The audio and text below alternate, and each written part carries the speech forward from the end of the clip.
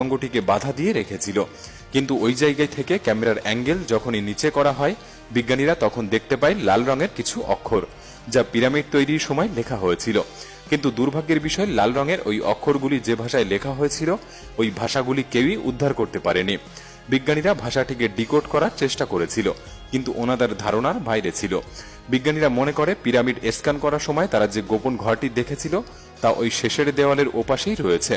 কিন্তু এখন সবথেকে কঠিন চ্যালেঞ্জ ওই স্ল্যাবের ওপাশে কিভাবে প্রবেশ করা যায়, কেননা গ্রেট পিরামিড একটি প্রাচীন স্থাপত্য এবং ওই গোপন ঘরে প্রবেশ করতে হলে প্রবেশ পথে আসা সমস্ত বাধা ভেঙে ফেলতে হবে।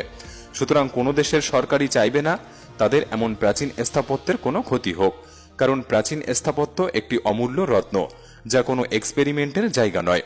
গোটা দুনিয়া থেকে এই অমূল্য রত্নের স্বাদই মানুষেরা গ্রহণ করতে আসে।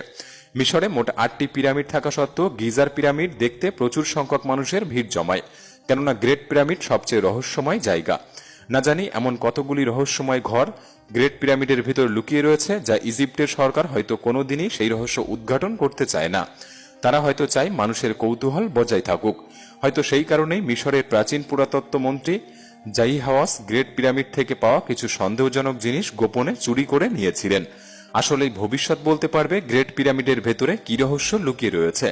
গ্রেট পিরামিডের মতোই এমনই একটি রহস্যময় জায়গা রয়েছে, যে জায়গা সম্পর্কে পৃথিবীর সমস্ত মানুষের কৌতূহল কোনোদিনও শেষ হবে না। যে জায়গাটি হলো এরিয়া 51। আপনি যদি ইন্টারেস্টেড হন, আমাদের কমেন্ট বক্সে লিখে জানাতে পারেন। আমরা চেষ্টা করব ভিডিওটি উপস্থাপন করার। আজকের ভিডিওটি ভালো লাগলে একটি লাইক করতে পারেন। তাহলে দেখা হচ্ছে পরবর্তী নতুন একটি এপিসোডে। ধন্যবাদ।